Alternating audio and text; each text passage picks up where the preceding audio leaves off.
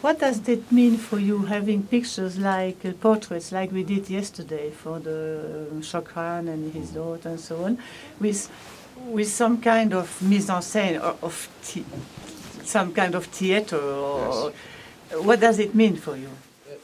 Those situations where we've been, there's many factors to it. Firstly, we're here and there's 8 of you and we need to get a picture. So there's that element where it's important to set something up in a short period of time. You could travel Mongolia for 20 years and one day that scene might arise, and then if you were lucky enough to be there, you'd photograph it.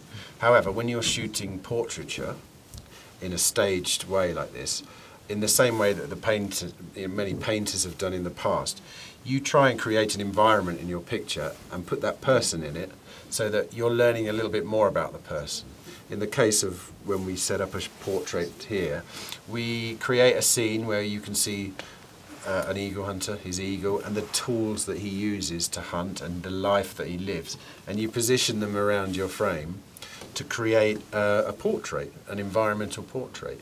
And although it's a staged portrait, it's your representation of the life of a person and their actual visage, their actual face. So the scene might be not real, but the elements of the scene are all true. No, sorry. Sorry, say the scene itself might be unreal, but all the elements are true to the person. Well, the scene's unreal, but it doesn't matter. I think if you're one of those people who's hell bent on being an objective documentarian, then of course it would be alien to you. But I'm not, and I don't claim to be. I'm very subjective. I mean, I shoot a fair amount of what I would call reportage, but often even my reportage is more a reflection of my interaction with a scene. I'm not a stand back kind of guy and let it all happen and capture it. If I have a way of interacting with the scene and influencing it, I will, because it's my journey. It's like I say, it's not documentary in the traditional sense. It's something, you know, that's kind of a bit more contemporary, I suppose, which is, you know, you're part of the story because you are as a photographer. I think it's almost a misnomer to think that you can be that invisible person, because you know it's impossible. When you travel to a community in the middle of nowhere, you are part of the story, because no matter what happens, that you are influencing your surroundings just by being there. And I'm just kind of, I suppose, admitting that to myself and then actually going with it and saying, well, okay, you know, I'm here, so why not make this about all of us rather than just me subjectively, objectively trying to capture a culture which is outside of me, because I don't think they are. And this goes back to our talk about intimacy. I think we are intimate creatures, and you can, you know, there are reasons why we refuse to be intimate, but when we arrive at a place where people are open and welcoming, you owe it to yourself to join in. And if someone says come in, then you come in, and now you're part of the story. You know, if you're in a house or a ger, you're part of the story because you are a person amongst people, and we're all, you know, the world's round. The last time I looked, you know, I know we all look slightly different, and we have all our little different cultures and different anomalies, but we're really pretty similar when you track it back down to the base level. We're mammals who care for our young. We hunt for food in our various ways, albeit on a horse or in the car down at the supermarket. We build houses to live in. We make shelter for ourselves. And we have offspring, and you know, we're heavily driven by sexual desire. You can see it all around the world, and in your younger years, you know. And these things are really, this is completely, everywhere in the world you find the same story. It's just the way it's packaged is slightly different. And so no matter where you're traveling in the world, you really are amongst your brothers and sisters, maybe cousins, but there's nothing to stop you feeling part of the place you're in. And you know, that's something that here especially you really get a sense of, because the door is always open to you, whoever you are. That you are also able to make those environmental portraits. I think it is, of course. Yeah.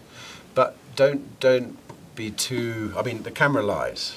I know a lot of photographers who aren't...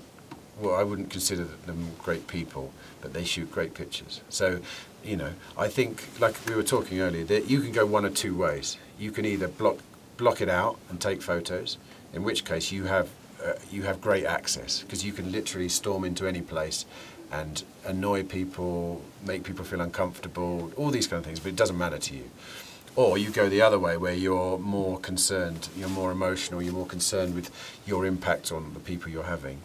And that way, that's obviously the way I chose, you get a lot less pictures, it takes you more time, it's slower, you have to build relationships, all those things. But possibly, in the long run, it's more worth it.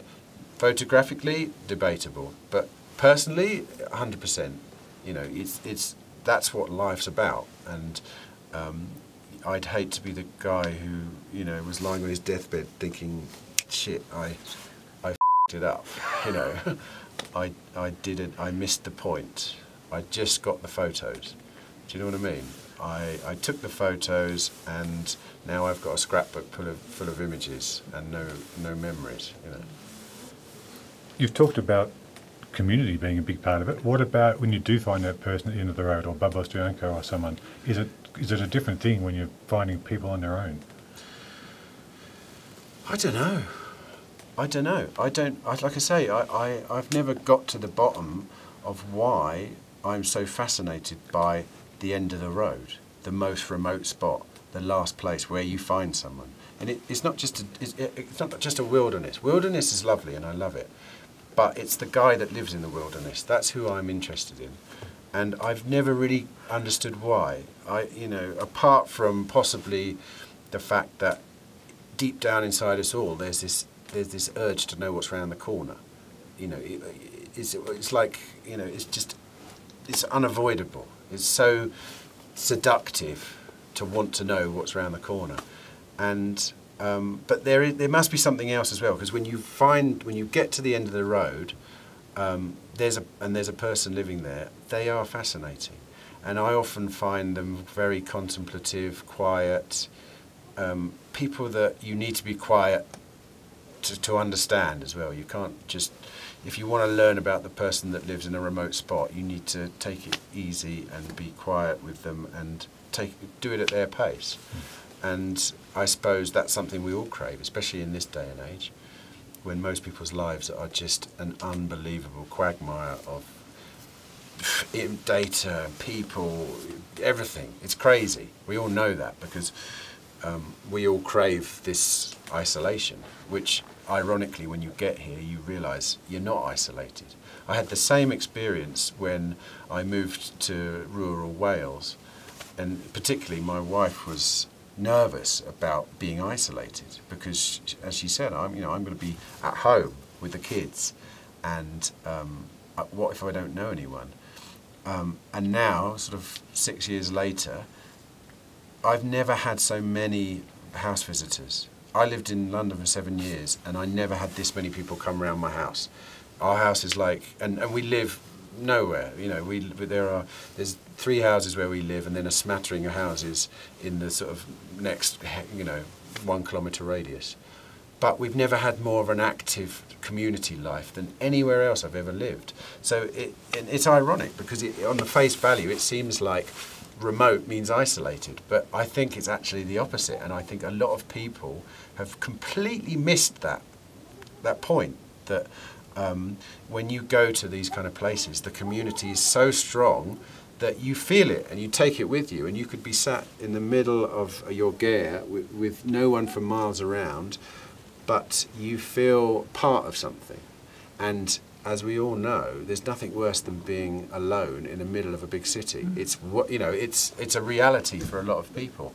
The doors are all closed. It's something you feel inside. It's not necessarily something that happens on a surface on the surface. You're surrounded by people, but you know nobody. Whereas here, there's hardly anyone here, but you're alive and supported from within because of all this, this tight knit community.